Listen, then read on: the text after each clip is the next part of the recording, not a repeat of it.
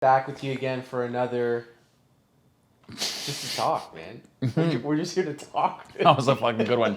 It's a 6-round MMA show, and we're back once again, and we have a big topic. I'm surprised we haven't talked about this sooner. Bang, coming for the top, got the game in the lock. Every time that I drop, know I gotta go bang. I'ma keep it hot, know that I can never stop. Keeping everything I got, I'ma make it go bang. Because it is about arguably, and I say that with quote unquote, because there is a lot of obviously debate about this, but arguably the greatest fighter to have ever graced the octagon, and I get the arguments for and against as well. Yeah.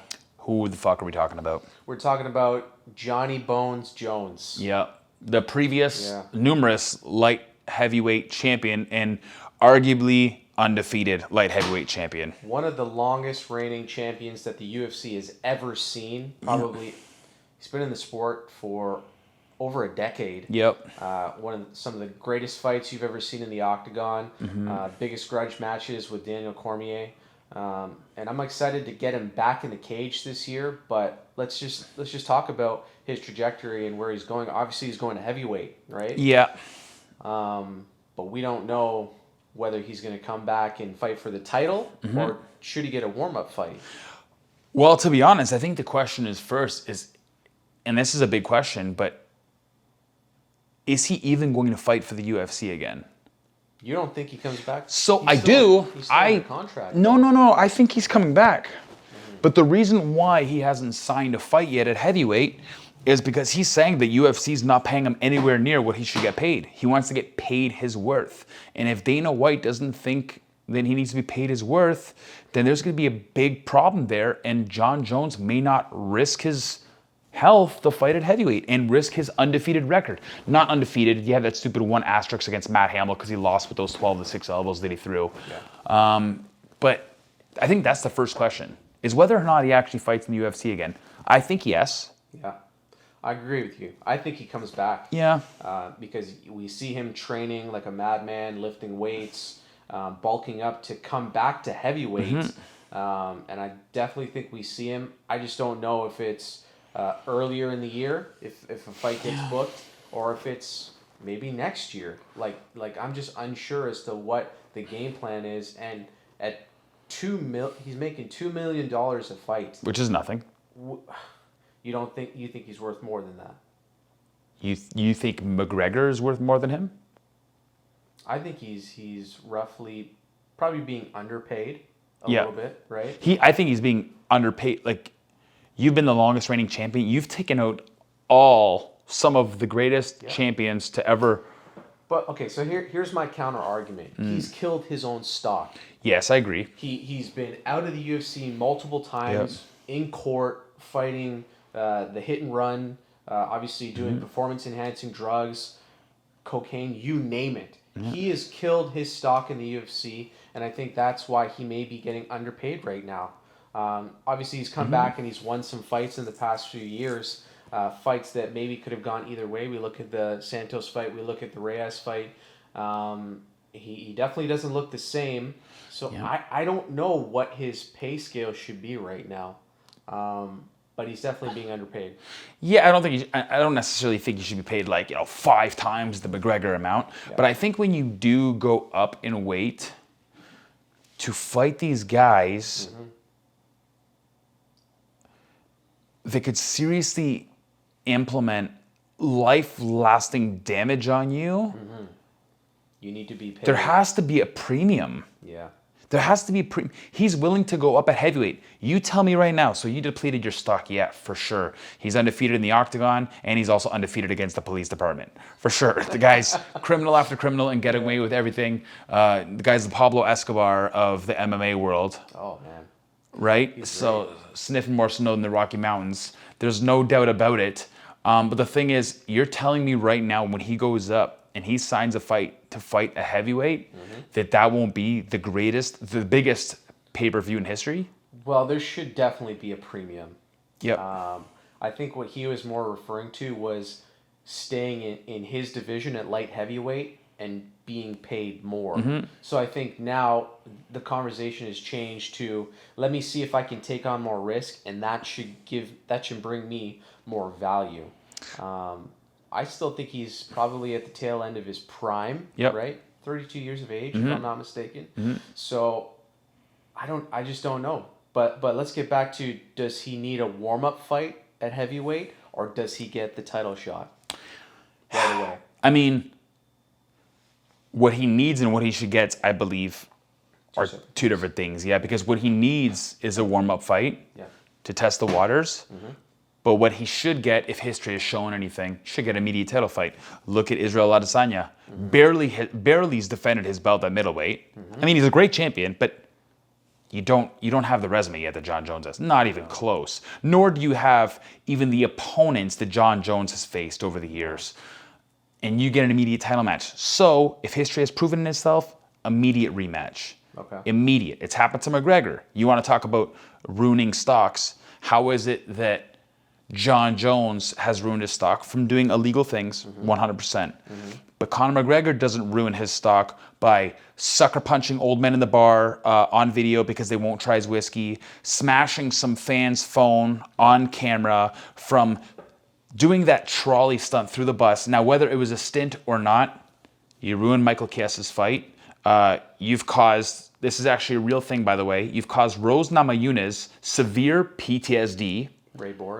Ray Borg as well. Ray Borg with the glass shard in his eyes. That's right. You ruined Ray Borg probably indefinitely. And you ruined their pay for that year as well. So you want to talk about criminal. Jon Jones ruined his own stock. Conor McGregor ruined his. Well, should have ruined his, but he didn't. He ruined others because they couldn't fight and make money and get their voice be heard a little bit. I think it comes down to the head honcho in Dana White. And I think we should have a whole segment talking about Dana White. Yeah. Because he really plays favorites. Oh, for sure. He really does. Of course. And Conor's at the top of his list. And when you look at a star like Jon Jones, he's been nothing but great for the company. Aside from those stints outside of the UFC, he's come in very professional. He's won all of his fights except for that one with the 12-6 elbow. And I think he's deserving of a higher pay. Yep. I think he should get the immediate title shot. Yeah. As soon as he comes back. Yep. Because whatever happens between Stipe and Francis, we know that fight with Jon Jones is just going to bring so much more fireworks to the division, which is a very stale division, and to the UFC in general. Yep. It's also going to be, I just think it's very risky as well, because I think if he fights Francis Ngannou, the better fighter is clearly Jon Jones. But the punching power and the killing power is definitely Francis Ngannou. And if Francis Ngannou hits you with that one punch, like, this could ruin your career. So this is why I think, you need to pay the man, because this might be a one and done type of thing. It literally might be a one and done. You've been a light heavyweight your whole time. You're going up fighting somebody, no doubt walks around at about 80 pounds heavier than you. Yeah, it's a tough one to call. Yeah. But again, it's not, because that fight could go either way. And you're right. It could ruin his career afterwards if he takes a heavy blow to the chin. That could be a retirement fight. Yep. So he needs to get paid. But then again, if Jones does make this move and he does win these fights at heavyweights, then I think there's no denying, whether you love or hate him, that he is the greatest fighter to ever grace the octagon. I think so. And I don't love Jones, but I will not deny his ability if he can go to heavyweight, because I personally don't think he has a chance at heavyweight. If you go to heavyweight and you could win, because I don't want to count him out. I'm solely relying on size. Because in skill set, he's better than all the heavyweights. But I'm relying on size, because one punch can change the whole. Okay, and here's my counter argument. We've seen Stipe Miocic be the king at heavyweight, who is arguably one of the more technical fighters at heavyweight. Yep. And he's beat everyone in the division with a heavy hand. Yep. Right? I don't see why Jones can't do the same and maybe be a bit better than Miocic in those departments. He's got the longer reach. He's the bigger guy. It could happen. My counter argument back to you is, when has Jones ever displayed knockout power? Yeah, I'm not saying he's going to knock you out. I'm saying he's going to do all the tangibles to get the fight, to get the win. And that's what we've seen him do throughout the past few years against those last few opponents. No, and that's why I'm saying it's not about skill. I'm not talking about skill because I do think that Jon's skill is superior than any heavyweight in the game. What I'm saying is you're winning 4 rounds to none, and someone throws a wild haymaker and actually connects on the jaw because Jones almost gets hit in every single fight. Now, with one of those wild swings from Francis Ngannou or Derek Lewis, or friggin' Stipe Miocic or Cyril Gane, same thing. Yeah. Rosenstruck, same thing. These guys don't have to be better to land that one punch. Anything can happen with look at Dan Ige and Gavin Tucker. That just happened in the last fight night. Yeah. Right? I know it's different to the same weight, but one punch can change everything. And we've seen Jon Jones get in near trouble before in his last fights against Dominic Reyes and Thiago Santos. Now, let's add 40 pounds. Yeah. It's a different weight class because I mean, we even saw it when Cormier moved up and he gained so much power, knocked Stipe out. And you're a completely different person. You're replenished. You're you know. But Cormier is a heavyweight. Cormier has been a heavy almost his whole career. Yeah. Right? When he was in Strikeforce and stuff like that beforehand, he was a heavyweight. He was the heavyweight champion there. That was his career. He came over and then he tested the waters. I think it was with Patrick Cummins, and then he started fighting at light heavyweight. So he's naturally has that heavyweight aesthetic. He has that natural heavyweight body, right? So Have you seen the videos of Jones training? And his size? I think, you know what, he's doing it the proper way. He's building slowly, whereas Israel Adesanya, he just did it way too fast. Picked one fight, he decided, you know what, I'm going to stick to my guns, and I'm going to go into this fight the way I usually do, same weights. I think Jones is taking a little bit more of a delayed approach to it, and I like it. Yeah, but I mean, for sure, and it's a good idea, but then how long is too long? You're getting ring rust, and the thing is, ring rust may not be real to some people, but it has always played a factor with Jon Jones every single time. Look at that fight he came back to fight OSP. I'm like, this is the fucking worst fight I've ever seen. Slow, his timing was off.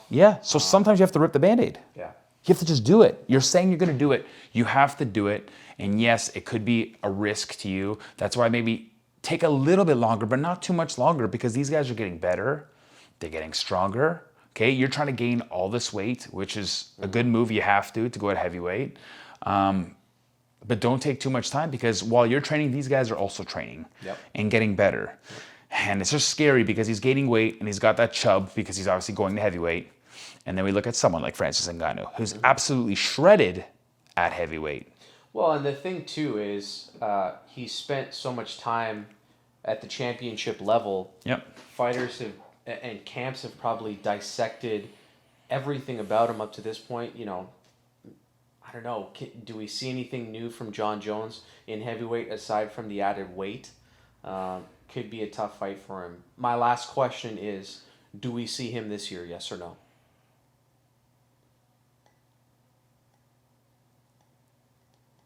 It's a tough one. It is, because it's not, because I'm not even overly convinced that we're going to see him in the UFC ever again. I'm not overly convinced. Bellator pays more money. Bellator will pay for Jon Jones. No one's going to call Jon Jones a sellout. He's proven everything at light heavyweight. So maybe he wants to go fight at heavyweight. And the Adesanya fight is out the window. Oh, and it makes no sense. It'll never make sense. Adesanya, it's no match.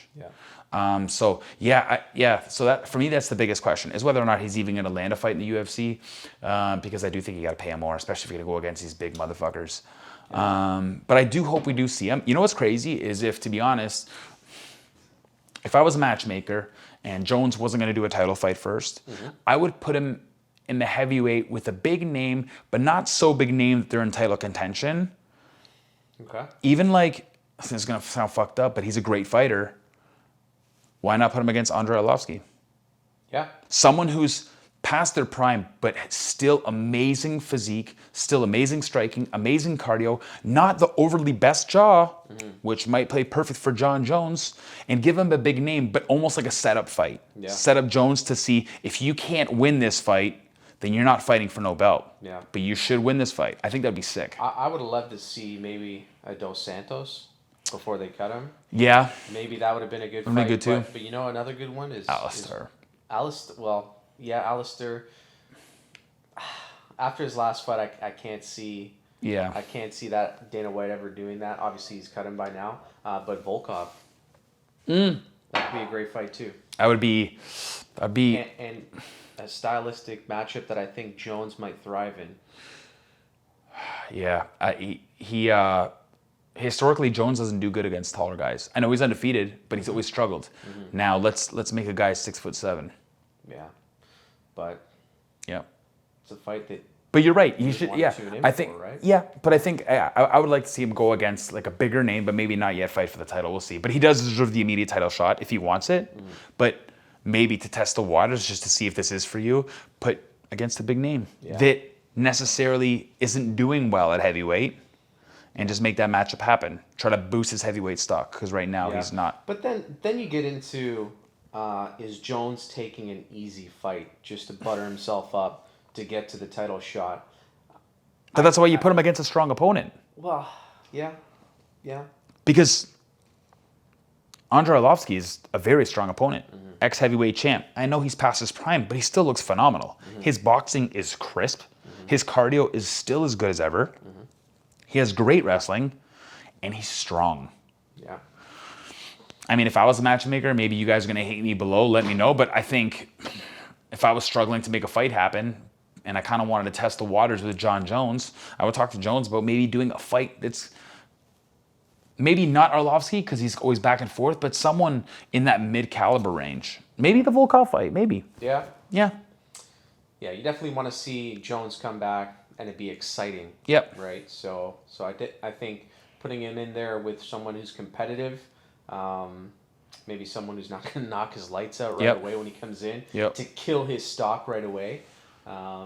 But I think I'm very confident we see him again in the UFC this year. Yeah. Well, I hope you're right. Yeah. I hope you're right. Jon Jones, I hope you're right. But get your fucking money, dog.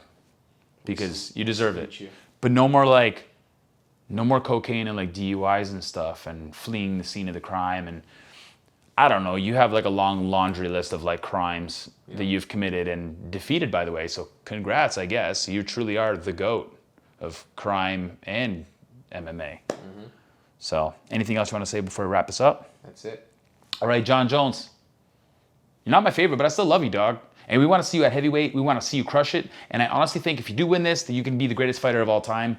We love you guys. Thank you so much for tuning in. Please leave a like, dislike, doesn't matter. Leave a comment below. Let us know what you think. Should he go to heavyweight? Will we see him in the UFC? And if we do, who would you like to see him fight? Or does he deserve an automatic title fight? Or should he actually stay away from the heavyweight division altogether? Let us know what you think. And that's pretty much it, guys. We're going to see you very, very shortly. I'm sure of it because we're usually putting out 3-4 videos a week. But we do have the UFC Fight Night next week with Kevin Holland and Derek Brunson highlighting it. So headlining it, sorry. And we're very excited about that. Thank you guys so much. We'll see you soon. Yeah, we will. Peace out. Bang, coming for the top, got the game in a lock. Every time that I drop, know I gotta go bang. I'ma keep it hot, know that I can never stop. Keeping everything I got, I'ma make it go bang. Better than the best, I'ma tell it with my chest. I don't got no time to rest, now they know what I'm saying. Everybody know I'm coming next, I'ma leave it in a mess. If they wanna test, I'ma make it bang. Step into the mind of a young man